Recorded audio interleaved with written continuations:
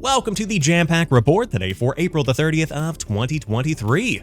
My name is Samuel Adams, and on today's show we are talking all about Star Wars Jedi Survivor, because the game came out, had plenty of great reviews, but tons of performance issues on PlayStation, Xbox, and especially PC. We'll talk about the Steam reviews, we'll talk about EA's statement, and when you can expect a fix. But on top of that, we have new leaked details around the ASUS ROG Ally, Xbox hardware results for Q3 2023, fiscal year of course, Xbox has a new Redfall dynamic background, and the Super Mario movie continues to kill it. We've got all these stories and more on today's show, so without further ado, let's go ahead and dive into it.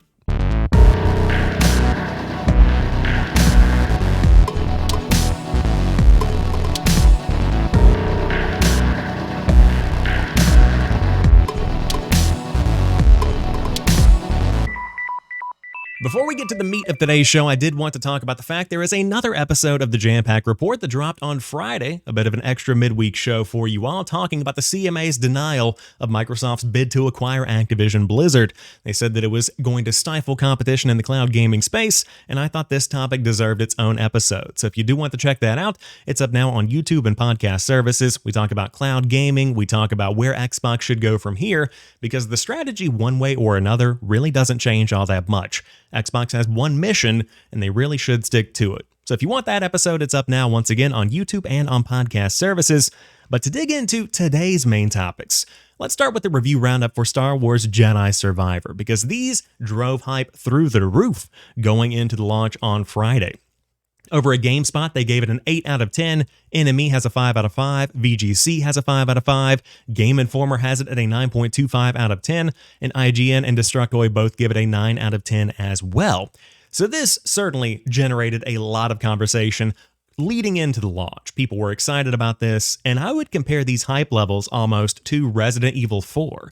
But I would say this hype was even more significant than RE4 because we knew RE4 was going to be a good game. Fundamentally, people love Resident Evil 4.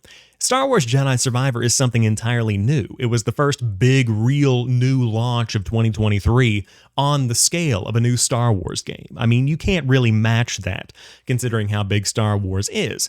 But shortly after launch, people started to say, yo, I got some performance issues going on. PS5, Series X, and PC especially had it the worst out of all three platforms. Now, my experience so far has been pretty good. I chose to play in quality mode after hearing about the issues performance mode was facing. And these performance mode issues on Series X as well as on PS5 are frame rate drops from near 60 all the way down to in the like 10s and 20s. The game will freeze for a minute. Just a really jarring kind of experience that takes you out of this beautiful world. And so patches, of course, are on the way. And it's clear this game had been delayed for a reason. It was pushed back pretty significantly by about a month or so, which then ended up causing Dead Island 2 to move as well. But that's neither here nor there.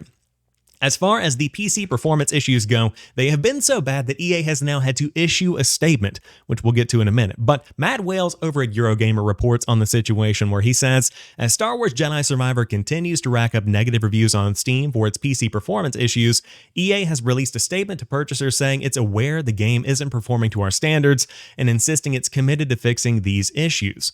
Now, the official statement is available over on the EA Star Wars Twitter account where they write, we're aware that Star Wars Jedi Survivor isn't performing to our standards for a percentage of our PC players, in particular those with high-end machines or certain specific configurations.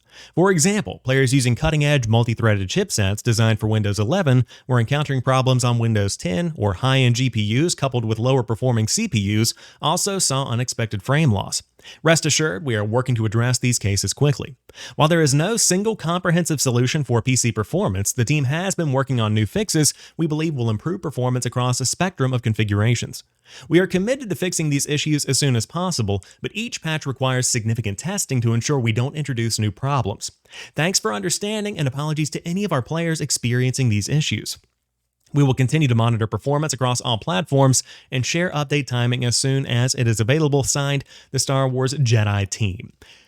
Anytime you see a launch coupled with a graphic like this, you know it's been pretty rough. And so heading over to Steam, the reviews pretty much speak for themselves. Right now, things have improved pretty significantly. We are sitting at mixed all reviews on Steam with 9,701 reviews, but the top reviews still pretty much speak to the main experience many people have been having.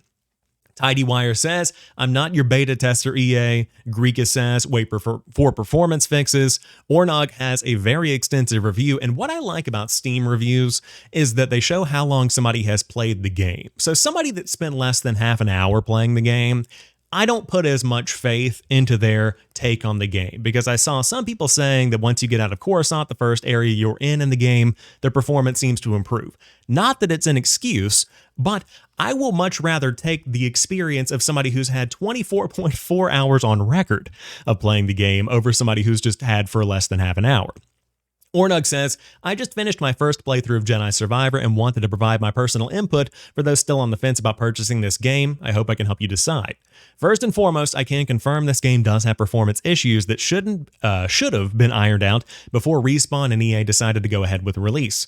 Fortunately, a majority of the stutter issues are only on the first 2 planets, but unfortunately, the bad FPS is a consistent issue throughout the game, and it's disgusting this was allowed to happen. So somebody that's got 24 hours on record is a pretty good resource for understanding their experience in the game and the main experience a lot of people are going to have. I will say, other reviews also have people that are running it on a 2070 with an older CPU that say it's running fine. So it's kind of a hit or a miss on many PCs depending on what kind of build you have. As they said in the statement, what kind of configuration you're running. This should be ironed out before launch. There is no getting around it. Now, over on the console side of things, people are complaining about the performance mode specifically, and the performance mode tries to target 60 FPS, but from the experience many people are having, it will dip very frequently. You'll see it go from near 60 all the way down to 20. There are frames that freeze, sometimes the game crashes, and there's an entire menu that shows you the game is about to crash. Like if your save gets semi-corrupted, it'll pop up and it'll give you a bit of a menu that gives you an explanation as to why. If you took the time to design a menu that tells you that the game might crash, there might be a problem there. And I'm just sharing my general criticisms of the game, but what I will tell you is that in quality mode, which is how I've been playing the game on my Series X, I've had little to no issues. When you get near water or you're walking through water, especially on the second planet that you go to, I do see a lot of frame loss there. I mean, right now I'm playing at quality mode, so it puts it at 30 FPS. When you hit water, it probably dips down into the 20s, maybe low 20s. I shouldn't have to play on quality mode in 2023 on a next generation console. That shouldn't be a thing. What I will say is that this game is so good, I don't care that I'm playing in quality mode. That's really where it's at for me. And I would compare Star Wars Jedi Survivor, at least my experience so far, to the experience I had with A Plague Tale Requiem, where initially you have that reaction of, oh God, it's not going to have 60 FPS on console, and you start to have that immediate reaction of, I have new hardware, it's 2023, what's going on here? That was the same experience I had with Star Wars Jedi Survivor. Once I saw the performance mode was bad, it pretty much defaulted me to playing in the quality mode, and I was like, well, this doesn't feel great. I don't like this. But when you get in, you start to adjust, you start to get used to the 30 FPS, you start to get into the story. It doesn't really matter to me anymore. And I know that that's probably going to be hypocritical of people that are trying to, promote performance like myself, that want the most out of these high-end machines and that want the most out of a high-end PC. I couldn't imagine having spent $3,000 building a new PC to play Star Wars Jedi Survivor, for example, and then booting it up and it drops down to the 20 FPS and I have a 4090 or whatever high-end configuration you might have. So I get the frustration from the community, and like I said, this absolutely should not be a thing. But what I will say is, below the issues that Star Wars Jedi Survivor is having right now that are kind of corrupting its launch, there is a phenomenal game here. The story is great. The combat is phenomenal. And I can't recommend it enough, but I will say, if you're somebody who is trying to wait for that performance, there is no issue with waiting. You should wait for a game that you are willing to pay $70 for or more, depending on if you get the deluxe edition upgrade. So I'm happy with my purchase. I'm happy with my experience on Series X, but for somebody that does want that 60 FPS performance and you are dedicated to that, you need that, and you need that stability, you should probably wait for a couple of patches, and it's as simple as that. But I'll also say on social media, you see a lot of people that are just angry. You see a lot of people that are just yelling into the void, or even worse, they're going after developers or people that are actually having a good time playing the game and sharing screenshots. Don't be that guy. If you're not having a good time, don't spend the money or refund it if you're on Steam. You can do that very easily. I think there's a refund process on PS5 and Xbox as well. But if you're not having a good time or you don't feel like playing the game when it launches in a state like Survivor is launching in, you don't have to play it. It's okay. That's totally a valid choice. But you also don't have to rain on somebody else's parade. So just throwing that out there. But TLDR on the whole situation, the reviews are right. This is potentially the best Star Wars game ever made. It just sucks that it's having these performance issues. EA's on the case. It's just unfortunate they have to be on the case to begin with. Now let's talk hardware, because we have results from Xbox's Q3 fiscal year 2023, and we have a promise of what could be coming in the future. Starting with Wesley LeBlanc over at Game Informer, he says, Microsoft has released its financial results for Q3 of its 2023 fiscal year, which consists of roughly January through March of this year. In it, the company revealed that Xbox hardware revenue is down, but its Xbox content and services revenue is slightly up thanks to Xbox Game Pass subscription growth. More specifically, Xbox hardware is down 30% and Xbox content and services is up 3%. Overall, Xbox gaming revenue is down 4%. Microsoft CEO Satya Nadella says the company set third quarter records for monthly active users and devices, and that Xbox's gaming subscriptions, Game Pass, reached almost $1 billion this quarter. I do want to have a quick caveat here. Gaming subscriptions is probably Xbox Live Gold as well as Game Pass, so just throwing that out there as a bit of an aside. Picking up with Wesley, despite this growth in revenue though, Microsoft did not release new numbers regarding Game Pass subscription count. The latest count was 25 million in January 2022. And he goes on to share more results. Revenue was 52.9 billion, an increase of 7%. Operating income was 22.4 billion, an increase of 10%. Net income was 18.3 billion, up 9%. Hardware revenue is down 30%, Xbox content and services up 3%, and overall gaming revenue is down 4% once again. So, mixed results for Xbox overall. Right now, from what we've heard, supply constraints seem to be the issue. What I will say is that I went to Best Buy yesterday and I saw the little cage where they keep all of the expensive electronics. I saw 3 Xbox Series X's, I think 5 PS5s, and like 12 Xbox Series S's. So at least in my specific store, in my specific instance, didn't seem like supply constraints necessarily were the issue in my area. Now, of course, I also live in a highly populated metropolitan area, so potentially that could be a factor that they factor in. You know, do we send more to this specific store, this specific area? Could be the case. But that seems to be the issue. Supply constraints are holding back Xbox hardware. I also think that we can't talk about Xbox's revenue or the slight decline in the overall Xbox revenue without talking about the economic factors in place. We've got potentially an impending recession, lots of financial uncertainty. On top of that, we don't really have any big Xbox games right now. And I know you can say Hi-Fi Rush is one. You can talk about Game Pass and the value that it's bringing. You can talk about third-party games with Star Wars Jedi Survivor that we just discussed. Redfall drops next week. Starfield's coming soon. So there is certainly promise in the future. Right now, though, talking about Q3, January through March, a lot of the content that people were consuming was third-party content that you could also get on a PS5. So if you walk into a Target looking for a next-gen console, should say current-gen console once again, and you see a PS5, and you see RE4, and you see Dead Space Remake, you can go ahead and pick up a PS5 and play the biggest games of the first quarter, or Q3 of the fiscal year, of this year. You can totally do that. So a lot of people are just going with the path of least resistance. So I think Xbox has promise here. The key is the Game Pass growth is continuing, and you see subscription growth continuing to rise, even if it is marginal right now. And so a couple of months ago, whenever they were talking about Game Pass potentially hitting this inflection point where they have grown as high as it will grow, this is good to see that they're continuing that incremental growth and that people are continuing to jump on board.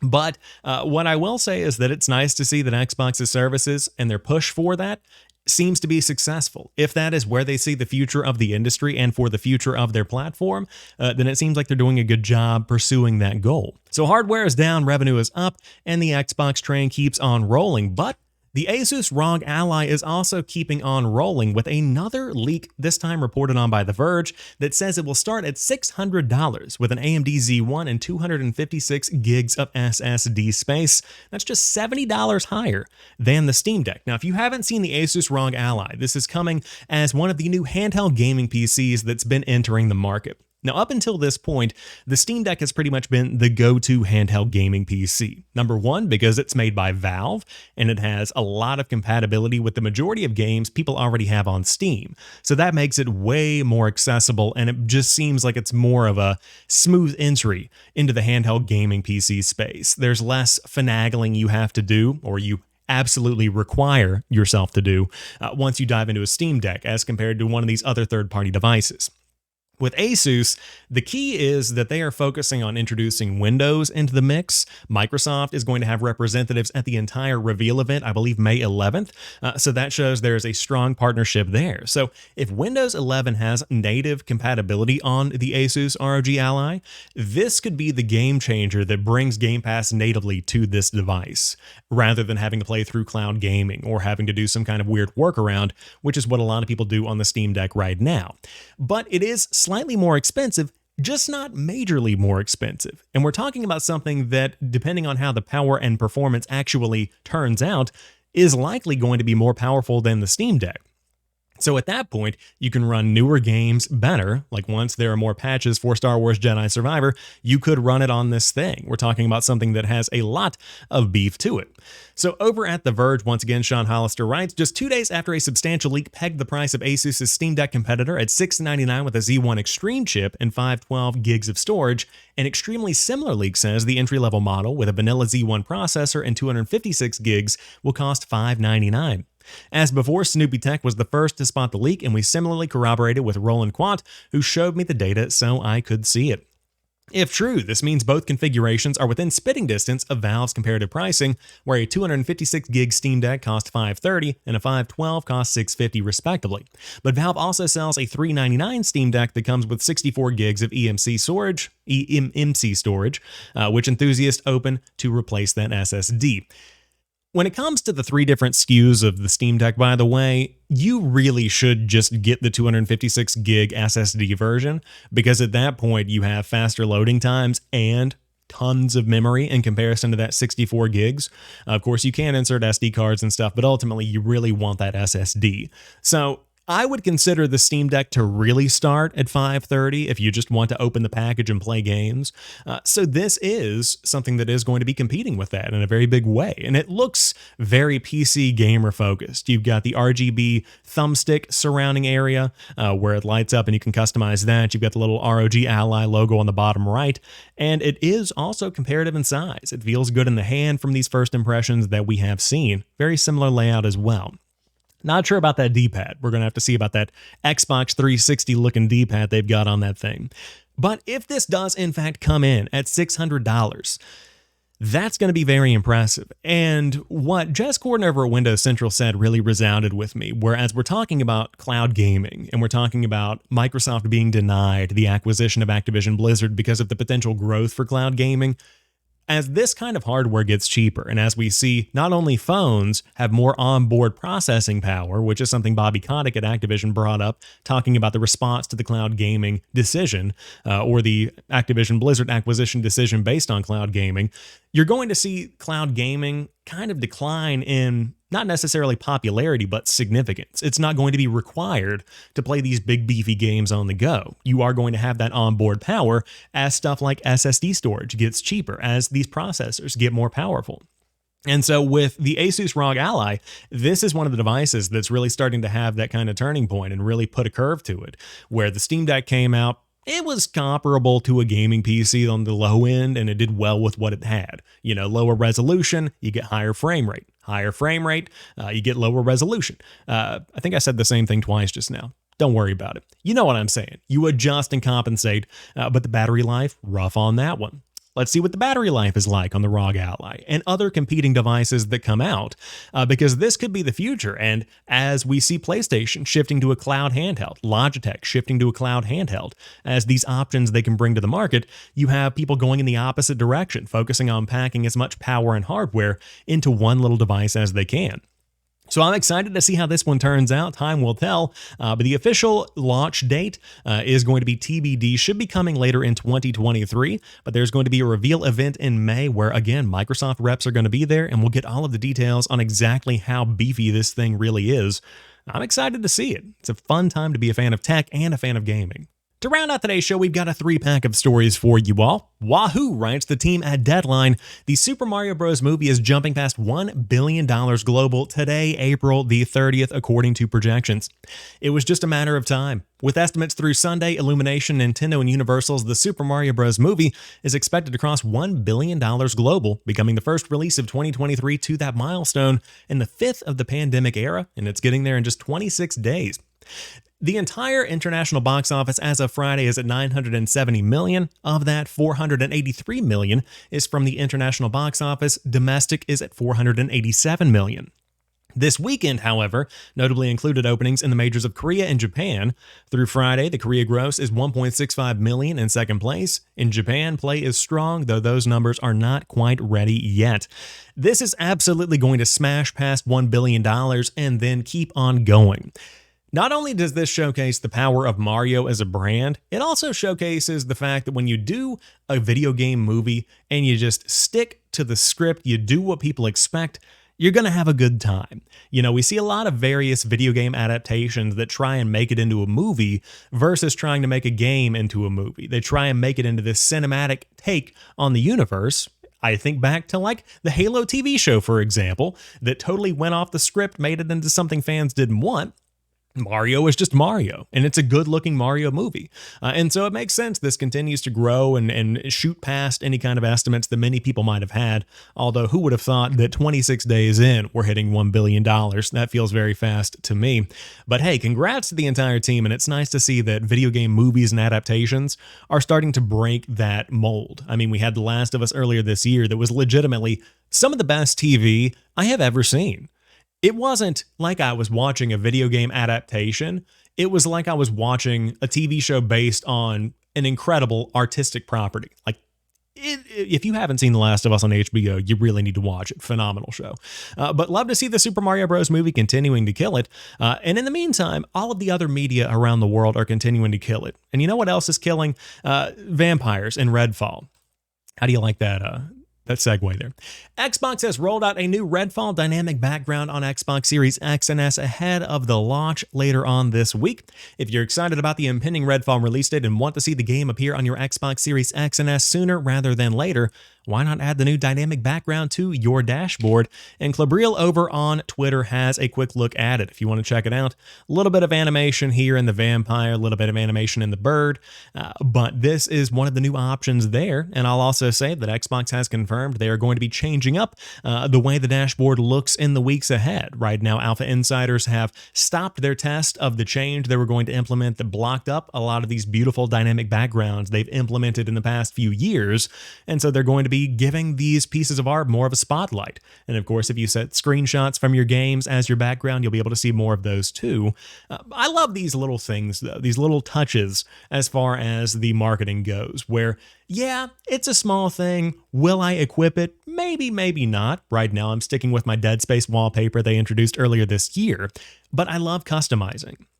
And for people that are hardcore into Redfall, because this is one of the big Microsoft IP that are launching this year, then it makes sense to go ahead and give them the option to customize, show their love, and get that up on the dashboard. So you love to see it. If you want to check it out, it's up right now on the Xbox Series X and S. I always love to see a good little partnership there. But to round out today's show, we don't have a piece of news. We have an anniversary to celebrate, and that is Grand Theft Auto 4, because this bad boy launched 15 years ago as of last weekend. April 29th, 2008 is when Grand Theft Auto hit the shelves with the fourth entry in the franchise, bringing Nico and Roman and all of the adventures they go on, all of the crimes that are committed, and, really shaping the childhood of a lot of people like myself. For better or for worse, here I am today with a gaming podcast, and I'm doing all right. So I think Mom made a good choice letting me get this one. But no matter how you cut it, Grand Theft Auto 4 was absolutely influential in the era that it came out in, and it led to the future release of Grand Theft Auto 5, which continued the series' record-breaking results. We have Grand Theft Auto 6 on the way. Lots of exciting stuff for the Grand Theft Auto franchise, but 4 has officially turned 15, so congrats to the team at Rockstar for 15 years of going bowling. But that rounds out this week's episode of the Jampack Report. If you're new here and you enjoy the show, you like what you see or what you hear, be sure to hit that subscribe button on YouTube and on podcast services around the world to get the show delivered to you every single Sunday. It's always a good time, and we would love to have you along for the ride. But until next time, you guys have a fantastic week, and as always, keep on playing.